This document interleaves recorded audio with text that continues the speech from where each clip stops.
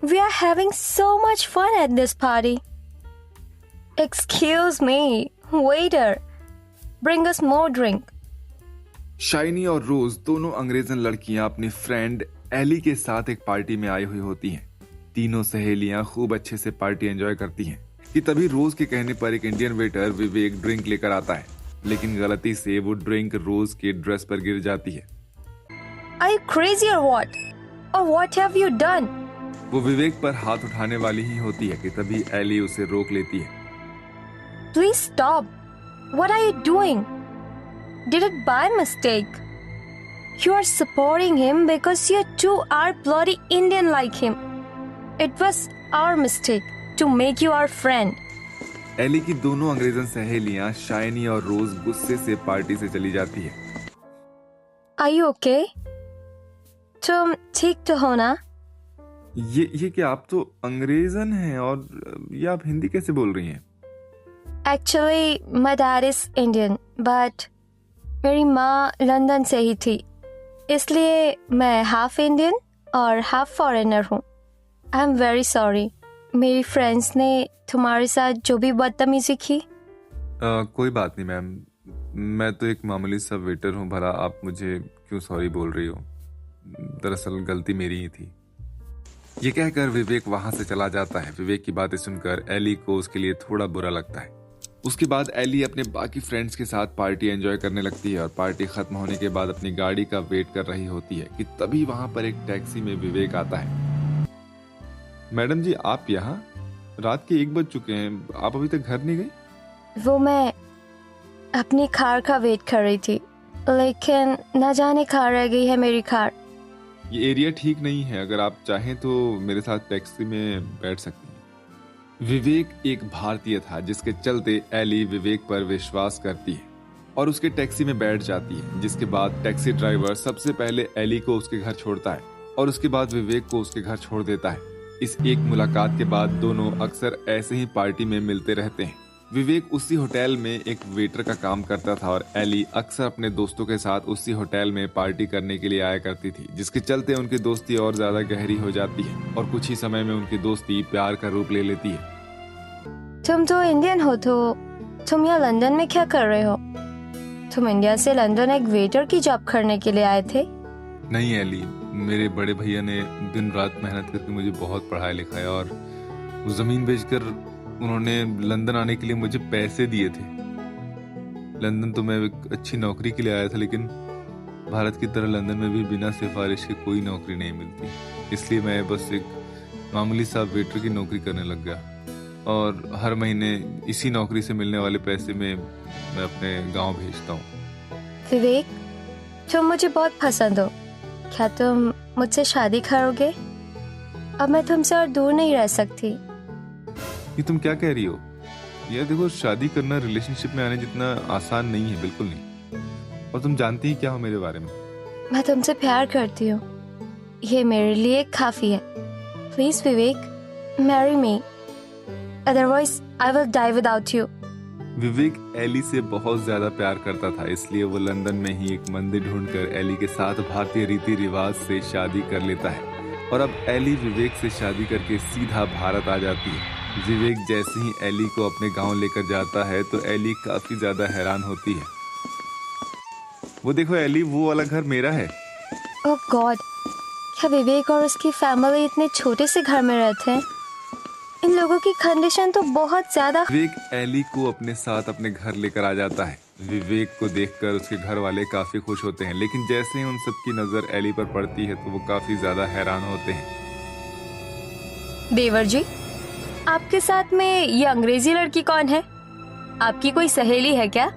ये मेरी सहेली नहीं है, इसका नाम एली है और मैं इसे लंदन में मिला था और हमें एक दूसरे से कब प्यार हो गया हमें पता ही नहीं चला, तो इसलिए आगे चलकर हम लोगों ने शादी कर ली।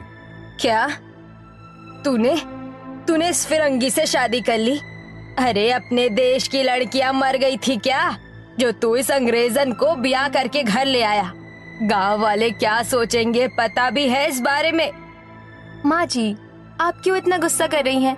मेरी देवरानी आई है, हमें उसका स्वागत करना चाहिए। जो हुआ सो हो गया। देखिए ना, मेरी देवरानी कितनी सुंदर है। ऐसा लगता है कि स्वर्गलोक से कोई अप्सरा धरती पर उतर आई हो।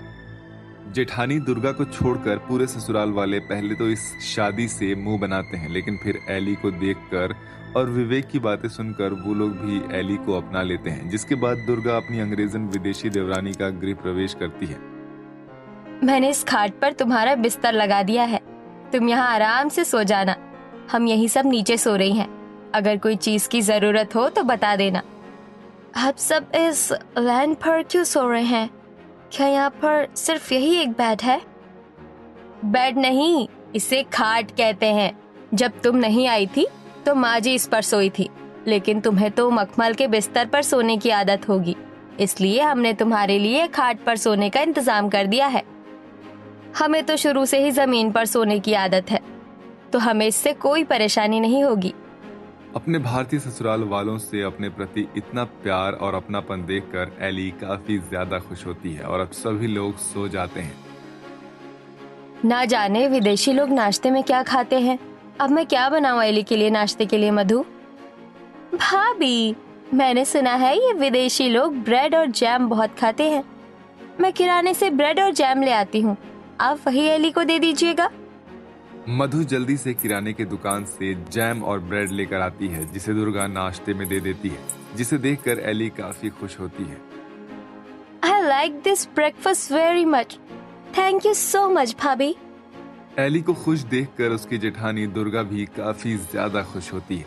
वहीं घर में एक देवरानी आने के बाद भी दुर्गा सारे काम खुद से ही अकेले करती है। लाइए भाभी, मैं आपकी हेल्प कर देती हूँ। मैं ये सब खुद कर लूंगी, तुम जाकर अपने कपड़े निकालो। आज हम सब नहाने के लिए तालाब में जाएंगे। सारे काम खत्म करके दुर्गा अपनी विदेशी देवरानी को गांव की सभी औरतों के साथ तालाब में ले जाती है। तालाब में नहाने पर एली को काफी अच्छा लगता है। I feel as if I am in swimming pool. Ellie उस गांव के माहौल में भी काफी ज्यादा खुश थी। एली धीरे धीरे अपने ससुराल वालों के रंग में ढलने लगती है और उनके रीति रिवाज और चीजों को भी सीखने लगती है। आज हमें पूजा के लिए मंदिर जाना है, तो तू कुछ ढंग के कपड़े पहनना। मंदिर में ऐसे छोटे छोटे कपड़े अच्छे नहीं लगते। लेकिन माँ जी, मैं क्या करूँ? मेरे पास तो सिर्फ यही कपड़े हैं। परेशान मत हो, मेरे पास बहुत सारी साड़ियाँ हैं। आज मैं अभी एक प्यारी सी साड़ी देवरानी को अपने हाथों से पहनाऊंगी। दुर्गा अपने हाथों से साड़ी पहनाकर एली को एक देसी बहू बना देती है। एली काफी ज्यादा सुंदर लग रही होती है। भाभी, मैं तो बहुत ज्यादा सुंदर लग रही हूँ। ये साड़ी कितनी प्यारी है, कहीं तुम्हें मेरी नजर न लग जाए। आ जाओ, मैं तुम्हें काला टीका लगा दूं। अपनी जेठानी के साथ रह रहकर एली अपने सभी ससुराल वालों के बारे में हर छोटी बड़ी चीजों को जान लेती है। साथ ही भारतीय खाना बनाना, घर के सारे काम काज करना भी अच्छे से सीख लेती है। लगता है बेटा अरुण, तू इस बार भी पक्का फेल होने वाला है। तुम कुछ परेशान लग रहे हो। अगले हफ्ते मेरे इंग्लिश का एग्जाम है और मैं इंग्लिश में बहुत ज्यादा कच्चा हूँ। अगर मैं फेल हो गया तो भैया से बहुत डांट पड़ेगी। अरुण, मैं तुम्हारी हेल्प करूंगी। मुझे तो बहुत अच्छे से इंग्लिश आती है। हाँ भाभी, मैं तो भूल ही गया था कि आप तो विदेशी भाभी हो ना, मतलब आपके रहते हुए मैं भला फेल कैसे हो सकता हूँ।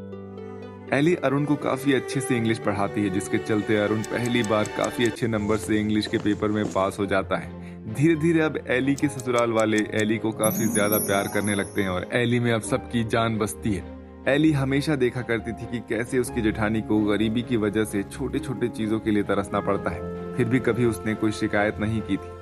वहीं उसके ससुराल वाले भी हमेशा रूखा सूखा ही खाते थे और कम पैसों में ही अपना गुजारा करते थे, जिसे देखकर एली अब अपने गरीब ससुराल वालों के लिए कुछ करना चाहती थी। एली काफी ज्यादा एजुकेटेड होती है, इसलिए वो एक शहर की बहुत बड़ी कंपनी में इंटरव्यू देती है और बड़ी आसानी से एक अच्छी सी पोस्ट की जॉब भी हासिल कर लेती है। और कुछ ही समय में एली अपने ससुराल वालों की गरीबी की हालत को भी ठीक कर देती है। साथ ही अब एली के रेफरेंस से विवेक को भी एक कंपनी में एक अच्छी जॉब मिल जाती है और अब दोनों पति पत्नी मिलकर अपने परिवार के साथ हंसी खुशी रहने लगते हैं।